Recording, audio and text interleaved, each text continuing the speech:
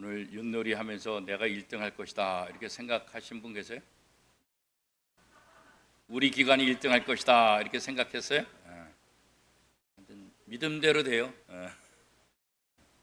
나는 뭐 보물찾기 하거나 하면 나는 못 받는다 그러면 그런 사람은 진짜 못 찾더라고요. 근데 나는 꼭 받는다 그런 사람은 또 받아요. 또 선한 욕심을 가지고.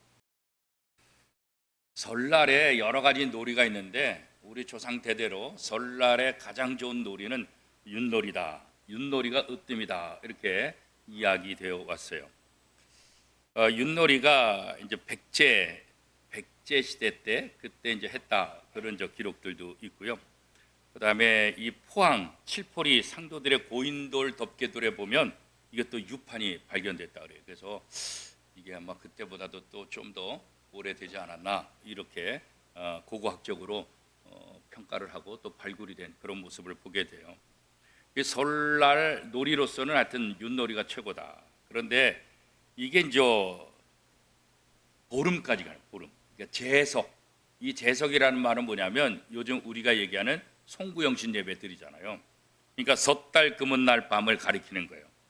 그래서 이 밤을 다 세워야 되는데 불을 밝히고 수세했다. 수세했다 이 말은 묵은 해를 보내고 새 해를 맞이하려고 하는 그런. 그래서 수세를 하는데 불을 밝히고 밤을 지새야 되는데 이때 놀이가 가장 좋은 게 뭐냐? 윷놀이라는 거예요. 그래서 윷놀이를 하면서 새해를 맞이하고 이렇게 함께 즐거워하고 하는. 지금은 좀 많이 사라졌지만 이게 옛날 우리 고유의 풍속 중에 바로 이렇게 윷놀이가 설날부터 시작되고 섣달 금운날 그다음에 보름까지. 그래서 보름이 지나면 윷놀이를 잘 하지 않았다 그렇게. 그래서 하여튼 윷놀이가 밤을 지새우는 데는 최고다. 어떤 분은 이거 화투도 또 우리 옛날에 상가 가면은 밤샐 때 다른 게 없으니까 거기서 윷놀이 하면 좀 그러니까 아마 이게 화투가 그렇게 대체로 해서 놀이가 있었지 않았나 그런 생각이 들어요. 윷놀이 방식은 우리가 잘 알다시피 굉장히 간단하면서 단순해요. 그죠? 복잡한 것 같지만 사실은 굉장히 단순해요. 4개의 윷을 던져가지고 그 말대로 되는 대로 말을 넣어서 목적지까지 돌아오는 그런 거죠. 그래서 윷이 없을 땐 옛날에 콩알, 파달 이거 갖고 잘라가지고 윷놀이. 그래서 뭐 어디 가든지 우리는 윷놀이를 다 할 수 있어요. 동전 갖고도 또 윷놀이를 하기도 하고 하여튼 뭐 별의별 방법들을 다 하고 있어요. 그죠?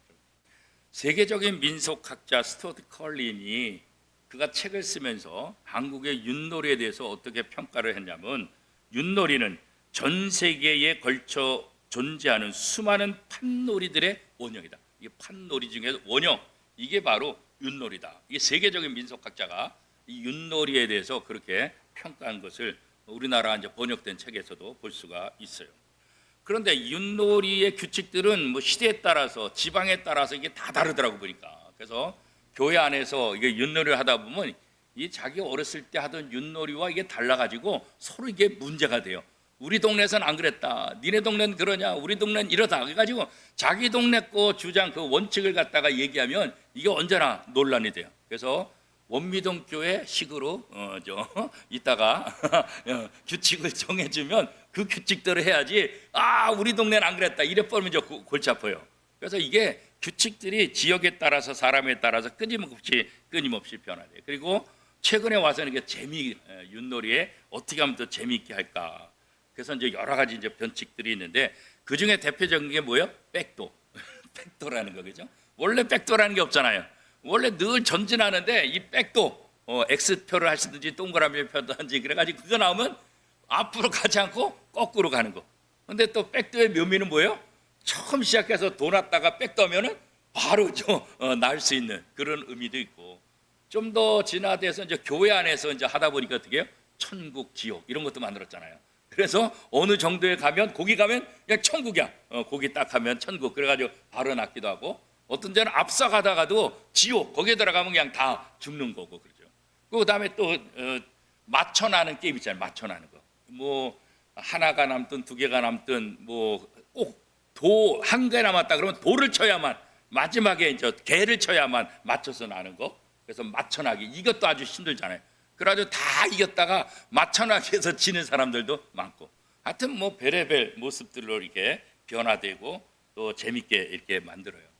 근데 이게 윷놀이 할 때마다 느끼지만 윷놀이판은 우리 인생판이다, 그런 생각이에요. 잘 나가는 것 같다가 삑 잡혀먹고, 그잖아요. 이기는 것 같다가 계속 뭐 낙을 하든지 뭐 하든지 또 잡혀먹고, 나중엔 지옥도 있고 뭐 그래가지고 잘 나가는 것 같은데, 일찍 이기는 것 같은데 또 한 동이 없냐, 두 동이 없냐, 세 동이 없냐, 네 동이 없냐에 따라서 욕심을 과하게 부리면 결국 또 붙잡히게 되고. 그래서 이 인생을 보면, 윷놀이판을 보면 우리 인생을 보는 것 같다, 그런 생각이 들어요.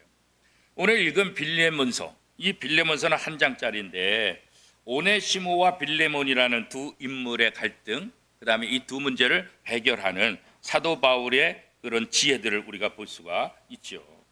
이 본문에 보면 1절 말씀, 2절 말씀 같이 한번 읽어보겠습니다. 1절, 2절 시작. 그리스도 예수를 위해 갇힌 자 된 바울과 및 형제 디모데는 우리의 사랑을 받는 자요 동역자인 빌레몬과 자매 아비아와 우리와 함께 병사된 아키포와 내 집에 있는 교회에 편지하노니, 이렇게 말하고 있어요. 그러니까 여기 이제 여러 사람이 이제 나오게 되죠. 그리스도 예수를 위해서 갇힌 자, 또 형제, 우리의 사랑을 받는 자, 또 동역자, 자매, 우리와 함께 병사된 자, 또 내 집에 있는 사람, 뭐 이런 수식어들을 갖다 붙이면서 사람들을 정체성을 얘기를 하고 있잖아요, 그죠? 예수를 위해서 감옥에 갇힌 자는 사도 바울 자신을 얘기하는 거고, 디모데는 그리스도 안에서 형제된 자를 얘기하는 거고, 빌레몬은 교회에서 사랑받는 지체라 그리고, 아비아는 그리스도 안에서 자매된 지체고, 아키포는 오직 복음을 위해서 싸우는 자다. 이렇게 이제 그 사람의 이름에 수식어를 붙여서 그 사람의 정체성이 무엇인가를 얘기하고 있죠. 빌레몬 집은 교회로 이렇게 이제 비유되고 상징되고 있는 것을 보게 되죠. 근데 이 오네시모라는 한 인물, 이제 여기가 이제 문제를 일으키게 되고, 그렇잖아요. 이 사람으로 인해서 여러 가지 이제 잘못된 일들이 파생되는데, 이 사도 바울을 감옥에서 만나게 되고 사도 바울을 통해서 변화된 오네시모.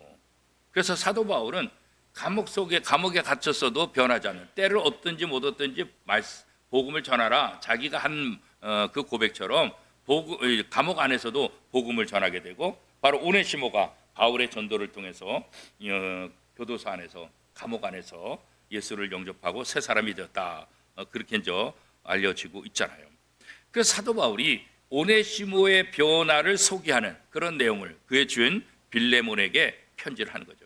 과거에 당신에게 여러 가지 해를 끼치고 또 죄를 져서 도망왔지만 이제 나를 만나고 예수 안에서 변화된 사람이다. 그러니까 그를 예전처럼 종으로 하지 말고 형제로 이렇게 받아주기를 원한다, 그런 거죠.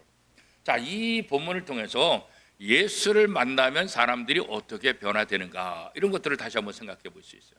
오네시모를 통해서 무익한 종, 주인에게 죄를 짓고 주인을 아프게 했던 무익한 종이었는데, 사도 바울을 통해서 예수를 만난다면 어떻게 해요? 유익한 종으로 변화된 거예요. 무익한 사람을 유익한 사람으로. 그게 바로 예수 그리스도의 복음이다, 그렇게 이제 얘기할 수 있죠. 그래서 이 빌레몬에게 더 이상 쓸모없는 자가 아니다, 이제는 변화됐다, 유익한 자다, 그렇게 이제 얘기를 하고 있어요.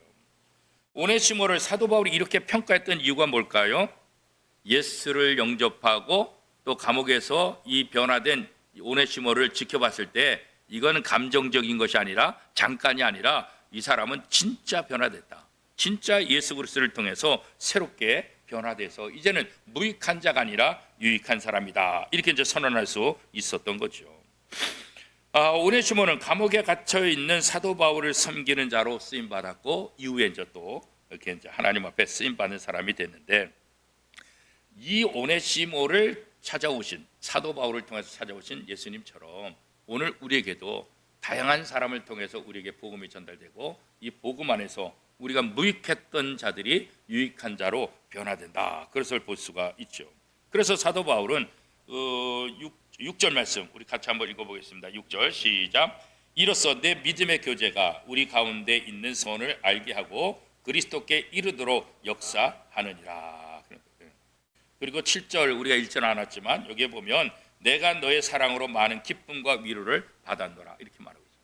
그래서 성도들이 서로 서로에게 유익한 종이 된다. 서로에게. 그리고 서로 서로를 바라볼 때 어떻게 해요? 기쁨과 위로가 되는데 이게 다 어디서 되는 거예요? 믿음의 교제 안에. 믿음의 교제 안에. 그래서 우리 성도들의 믿음의 교제는 이렇게 중요하다. 그래서 구역 모임이 중요하고 남선교회 여전도회 모임이 중요하고 모든 모임 가운데 우리가 믿음으로 교제를 하게 되면 이런 변화들이 일어난다. 그런 거죠.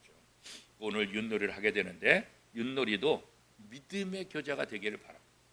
욕심을 드러내는 윷놀이가 아니라 자기의 이익을 드러내는 것이 아니라 이 윷놀이를 통해서도 믿음의 교제, 성도들이 함께하고 즐거워하고 웃으며 또 이 윷판에 돌아가는 모습을 통해서 아쉬워하기도 하고 기뻐하기도 하고 또 잡았을 때 행복한 그 모습도 하고 다양한 우리들의 표정들이 있는데 아무튼 이것까지도 포함해서 이 모두가 정말 하나님께서 우리 인생을 멋있게 만들었다. 뭐 안에서요? 믿음의 교제 안에서. 그래서 윷놀이판조차도 믿음 안에서 하나님께서 우리를 아름답게 만드셨다는 것을 보여주는 아름다운 놀이가 되고 이 놀이를 통해서 우리가 함께 기뻐하고 즐거워하고 서로에게 유익한 종이다. 서로에게 기쁨을 주고 행복을 나눠주는 성도들이다. 이런 소리를 함께하며 즐거워하는 오늘이 될 수 있기를 축복합니다.